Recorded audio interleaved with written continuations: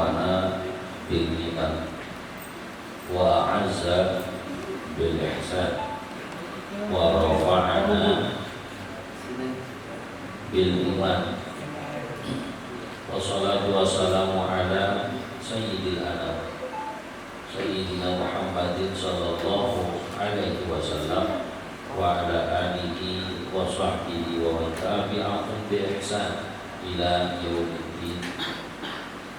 Amma ba'd, al-mukarramun jami'il asatidatil kiram, seluruh asatidah yang hadir, kemudian juga seluruh pengurus majelis taklim PPA serta sahibil wilayah, ketua DKM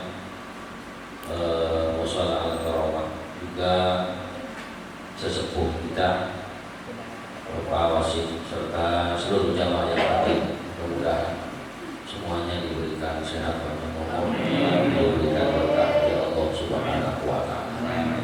Ma'asyiral hadirin yang dirahmati Allah Subhanahu wa taala. Salah satu dari cara Allah memuliakan manusia itu dengan diberitakannya puasa. Kita jijik lihat ulat itu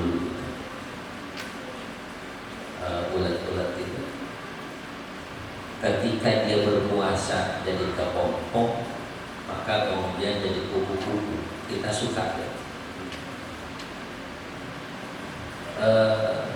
Jijik dengan ulat, dia berpuasa untuk ganti warna kulitnya. Subhanallah, ketika dia puasa kulitnya makin indah. Jadi puasa itu ngajarin kita begitu. Cuman kan pahamnya kita puasa itu cuma imsak anil akli wa syurbi. Kita pahamnya puasa yang nggak makan nggak minum, udah namanya puasa. Ya secara umum benar.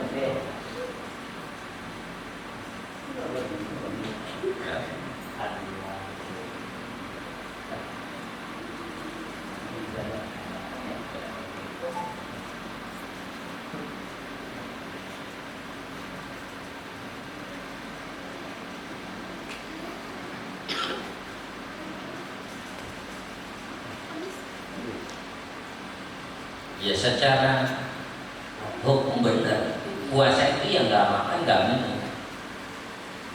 Cuma kita terlalu ini pahamnya seperti itu, terlalu ini. Sama halnya ketika bicara sujud. Sujud itu berarti kita menunduk kepada Allah. Padahal sujud itu ada nasihat di dalamnya supaya kita lebih dekat ke bumi, ke kanan, agar kita paham bahwa kita ini minting dari kanan. Jadi ya namanya kanan, adanya tetap di bawah, nggak bisa ke atas. Mahal sekalipun harga tanah sekarang dia tetap dia ada di bawah. Enggak kita beli tanah semeter, misalnya 100 meter, kita taruh di atas, kita junjung kan enggak. Tetap dia tetap di bawah. Jadi manusia itu hakikatnya ya rendah. Ya, sujud itu mengajarkan kepada kita di sisi Allah, ya, diri kita ini adalah diri yang rendah. Allah itu yang maha. Ma'asyiral hadirin yang dirahmati Allah Subhanahu wa taala. Begitu juga kita pelajari tentang bagaimana orang yang berkurban. Kan ada perintah fasholli li rabbika wanhar, dirikanlah salat dan tunaikanlah kurban. Hadirin yang dirahmati Allah, kurban ini kan kita paham pokoknya memotong hewan karena perintah, udah itu. Padahal lebih dari itu Yang namanya berkurban berarti memotong sifat hewan yang ada pada diri. Saya sering kali tetap sampaikan, kalau manusia ini kan multi sifat, macam-macam punya sifat. Binatang paling banyak ya sifat binatang, ya paling banyak sifat binatang. Makanya manusia itu sebutannya hayawan. Bahasa Arabnya itu hayawan, itu bahasa Arab. Bahasa Indonesia apa? Hewan. Cuman ada tambahannya nafir. Itu bedanya. Kita ini hayawan nafir, hayawan nafir. Manusia ini adalah hewan yang berpikir. Jadi bedanya cuma mikir apa enggak doang. Enggak mikir berarti bukan orang, bukan. Ya, bisa kadal, bisa macam-macam. Makanya yang membedakan kan Allah sampaikan gini dalam Quran. Laqad khalaqnal insana fi ahsani taqwim. Allah ciptakan manusia itu dalam bentuk yang sempurna. Bukan hanya bentuk secara fisik, tapi ternyata bentuk secara susunan. Elemen-elemen yang Allah kasih luar biasa. Allah letakkan akal paling atas, ya. Allah letakkan perut biasa saja, nggak paling bawah. Allah letakkan yang rada paling bawah itu, ya kemaluan. Ini menunjukkan bahwa orang itu harusnya mengedepankan akluhu, akalnya, ketimbang hawahu, nafsunya. Karena urusan nafsu mau belakangan sebetulnya. Yang paling utama itu akal. Maka Nabi sampaikan gini, manusia itu mulia ketika akluhu amirah wa hawahu asirah. Kalau akalnya jadi pemimpin, kemudian nafsunya jadi budak, maka dia itu mulia manusia. Tapi manusia itu jadi hina kapan? Kalau akluhu asirah wa hawahu amirah. Akalnya jadi budak, nafsunya jadi pemimpinnya. Ya terserah nafsu, bukan terserah otak. Bukan terserah pikiran, tetapi terserah ya kapan aja sangenya, kira-kira begitu. Nah, orang yang seperti ini bahkan dikatakan ulama syarrun minal bahar, lebih buruk dari binatang. Nah, ma'asyiral hadirin yang dirahmati Allah Subhanahu wa taala.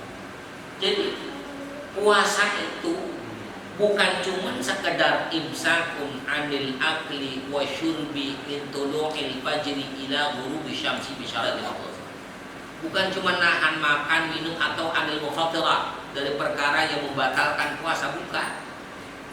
Lebih dari itu, ternyata puasa ini Allah kasih perintah kepada kita, tujuannya untuk membersihkan diri. Ya, tujuannya apa? Membersihkan diri. Dan bukan hanya sekedar diri, segala unsur yang ada dalam diri, jiwa, hati, dari hati yang standar, gitu ya, paling depan sampai hati yang paling dalam. Karena hati itu tingkatannya 5. Ya, itu dari hati yang pertama sampai hati yang kelima, itu semuanya dibersihkan melalui puasa. Jadi bukan sekedar nggak makan, nggak minum. Simpel, kalau tiba nggak makan, nggak minum, simpel banget. Tapi yang jadi persoalan itu yang paling penting adalah bagaimana seseorang mampu membersihkan sifat-sifat serakah dalam diri, sifat-sifat yang mengedepankan hawa nafsu dalam diri, sifat-sifat yang menunjukkan takabur dalam diri, atau seluruh sifat-sifat yang sayyi'at, yang buruk. Kalau dia mampu meninggalkan perkara-perkara itu, maka orang yang seperti ini adalah orang-orang yang nurut. Berarti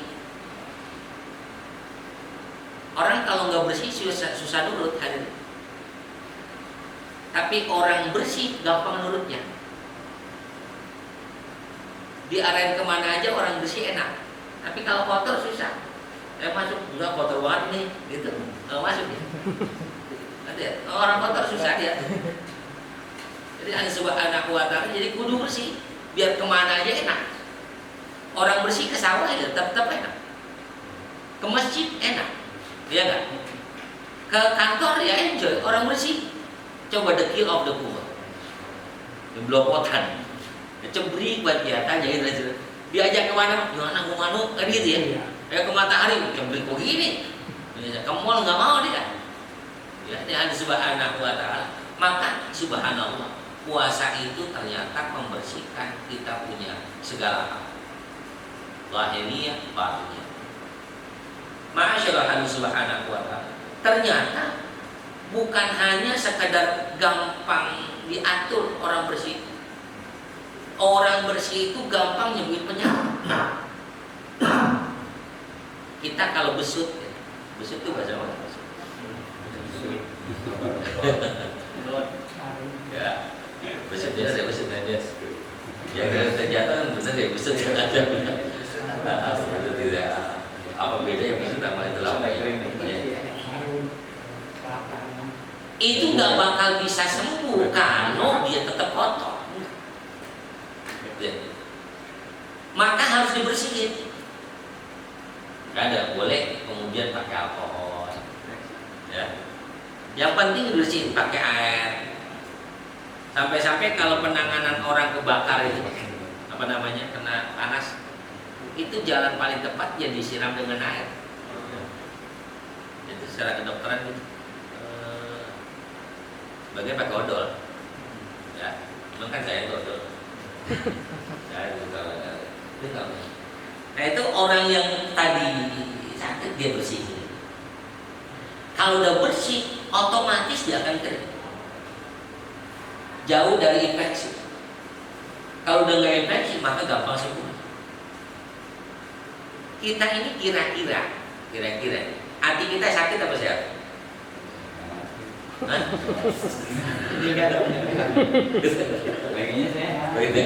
Kata Nabi hadirin, orang yang paling sehat hatinya adalah orang yang paling sedikit dosa. Nah pertanyaan pertamanya kan punya dosa nggak? Banyak. Berarti sehat nggak? Kita udah hadirin yang dirahmati Allah Subhanahu wa ta'ala. Subhanallah. Tanpa kita tahu ternyata Allah kasih puasa. Kan Allah bisa saja sebetulnya kasih puasa cuma 2 hari. Sehari bisa dong. Yang penting kita udah nunjukin taat. Tapi kok tumben, nah ini puasa sampai sebulan pun. Aja naon gitu. Emang Allah nggak butuh puasa kan kata Allah nggak butuh puasa kita tuh Allah nggak butuh puasa kita. Tapi kenapa Allah nggak butuh kok mintanya banyak nih sebulan gitu? Karena Allah tahu manusia ini hatinya nuqtatun sauda penuh dengan titik hitam. Dia punya hati itu sakit. Orang sakit hati itu yang namanya sakit kan gampang tersinggung. Orang kalau gampang emosi hatinya kurang sehat. Gampang tersinggung hatinya kurang sehat. Ya. Karena yang namanya sakit itu kalau kita ke tukang apa itu terapis ya. Kalau nggak sakit ya enggak. Itu coba deh. Dipencet nih di tempat sakitnya, di titik sakitnya itu masya Allah bisa jerit-jerit kita. Diceleng bisa. Tapi dipencet di tempat yang bukan titik sakitnya itu nggak masalah. Air garam kita siram ke kulit kita sakit nggak? Nggak perih. Tapi kita siram ke koreng perih nggak? Itu. Orang tersinggung itu karena ada penyakitnya sebetulnya. Orang gampang marah, gampang diledakkan, seolah-olah rendah, seolah merasa dicuekin dan sebagainya. Itu berarti masih ada penyakit dalam hati. Kalau kita kenal Tariqah Syadziliyah, itu hidup itu subhanallah begitu nyamannya ketika hati sehat. Orang rendahin dia nggak peduli. Orang ngecilin dia nggak jadi kecil. Orang menghina dia pun dia nggak jadi hina. Orang memuliakan dia pun dia nggak jadi mulia, biasa aja. Jadi orang yang hidupnya enjoy aja dengan apapun, hakikatnya hatinya sehat. Nah belajarnya itu dari puasa. Makanya Nabi bilang gini, jika engkau muncul emosi, datang berantem, pengen berantem sama orang. Apa kata Nabi? Dia bilang ana shaim, bilang aja saya puasa. Ya, itu kan dalam hadis lain nggak ada misalnya bilang aja saya lagi ngaji, enggak, Nabi nggak bilang begitu. Bilang saya lagi makan, gitu enggak? Atau saya lagi sholat, enggak. Tapi justru ketika puasa Nabi bilang saya lagi puasa. Diajak maksiat, saya puasa. Diajak saya puasa. Kenapa urusan yang lain Nabi nggak bilang diajak maksiat, maaf saya lagi sholat. Diajak judi misalnya, maaf saya lagi ngaji. Itu Nabi nggak pernah nyebut. Tapi justru Nabi bilangnya saya lagi puasa. Aduh. Ini ternyata puasa mampu meredam keinginan seseorang untuk melakukan maksiat. Bawahnya namanya puasa udah saya aja. Ya, udah malas maksiat, jangankan maksiat, ngelakuin bener aja juga segen. Ya enggak? Ya maksiat udah segen banget, udah mau di rumah aja komplek banget. Ya subhanahu wa ta'ala. Masya Allah. Sampai sebegitu Allah kasih kita hati. Supaya apa sih kok Allah sayang banget sih kita, walaupun kelihatannya kejam. Ya kelihatan kejam banget, kita nggak dikasih makan, dilatihnya. Tapi itu bikin kita jadi jenderal. TNI itu latihannya makin berat, makin tinggi pangkatnya. Ya latihannya senang-senang terus, mau bagaimana naik pangkat, nggak bisa. Orang makin pengen tinggi pangkatnya, maka makin berat ujian. Nah ujian berat ini nggak makan, nggak minum, nggak maksiat, mata dijaga, telinga dijaga, lisan dijaga, itu sampai sebegitu, bahkan pikiran dijaga, jangan sampai berpikir-pikir yang sifatnya buruk. Sehingga hadirin dirahmati Allah Subhanahu wa ta'ala, Allah kepengen manusia ini dilatih dengan Ramadan agar dia biasa melakukan perintah Allah, biasa meninggalkan apa yang dilarang oleh Allah Subhanahu wa ta'ala. Dari situ baru ada bonus. Kata Nabi, sumu tasir, puasalah kamu maka sehat. Nah jadi bonusnya sehat. Bonusnya apa? Sehat. Nggak bisa, ya Allah saya udah sehat berarti saya nggak usah puasa dong. Nggak begitu konsepnya. Jadi puasa itu bonusnya sehat. Soal juga, puasa itu perisai, melindungi kita dari bala dan bahaya, melindungi kita dari kefakiran. Sehingga Allah Subhanahu wa ta'ala nggak bisa kemudian ketika kita udah selamat atau kita udah nyaman hidupnya, berarti saya udah nggak puasa. Enggak. Justru kita puasa dulu, bonusnya baru dapat itu.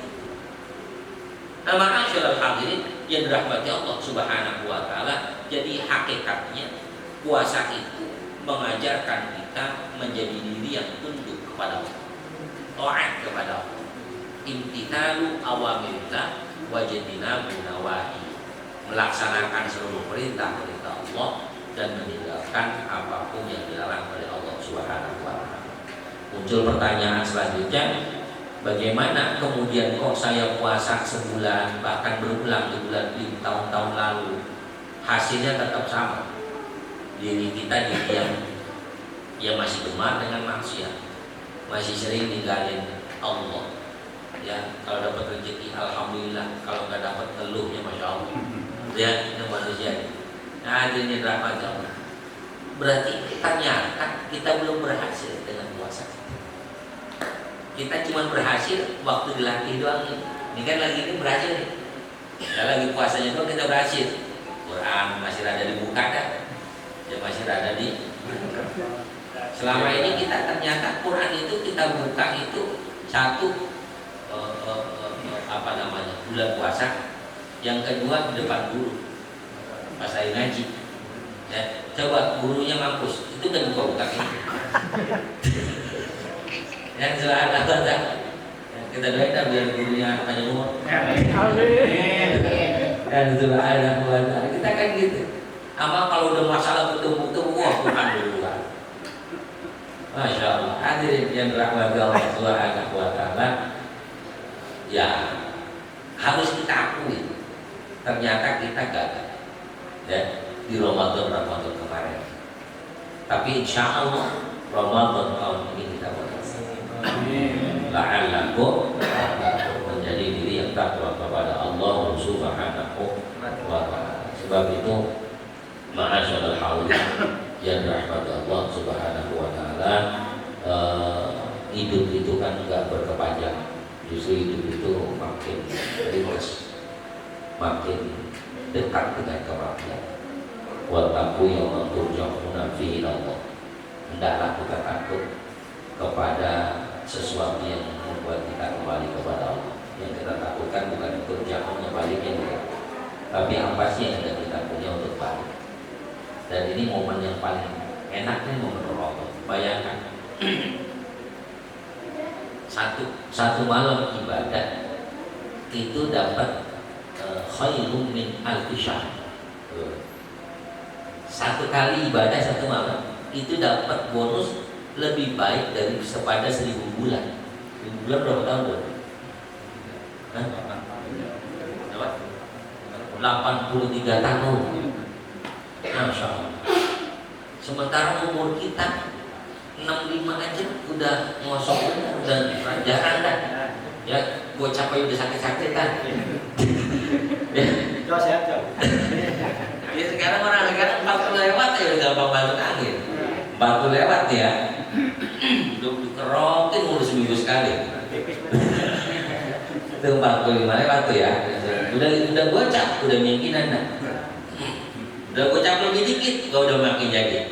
Ya, udah ngambil pokoknya. Ya, 60 lebih dikit. Udah nggak bisa nangis apa ya gitu. Udah sampai di begitu itu makanya nggak bisa orang bersombong karenanya Allah sengaja kok buat kita makin tua makin nunduk bawahnya lihatnya udah ke kanan. Jadi supaya sadar lu bakal masuk ke sini gitu. Makanya anggap di Ramadan terakhir. Wa'mal li akhiratika ka'annaka ta'ishu abada. Wa'mal li dunyaka ya'mal li dunyaka ka'annaka ta'ishu abada. Wa'mal li akhiratika ka'annaka tamutu ghadan. Bekerja untuk dunia seolah hidup masih panjang, dan ibadah untuk Allah, untuk akhirat seolah besok mati. Kayak dokter kadang ada baiknya juga diponisnya, Bapak 2 hari lagi Bapak mampus. Bener dok, dia ini catatan berapa udah ginjal udah kena, terus jantung udah parah dah Pak. Ini orang pasti biasanya biasanya bener ya. Sebab ada juga yang nggak bener, wah gue banyak mabuk dulu gitu. Nanti nggak bener. Yang benar itu biasanya dia totalitas di ibadah Allah. Karena waktu udah 2 hari lagi dia mati. Nah itu anggap aja kata Abdullah bin Umar, ya anggap aja kita besok mau mati. Kita nggak tahu apa itu kita nyampe apa enggak kan gitu. Udah aja. Gimana? Ya kan tempat saya di mana? Masuk yang sudah ada. 50.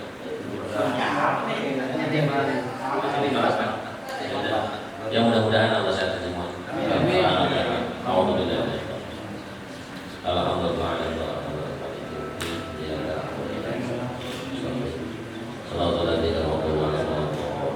Untuk doa sekaligus doa puasa buka satu dari saya cukup sekian, mohon maaf.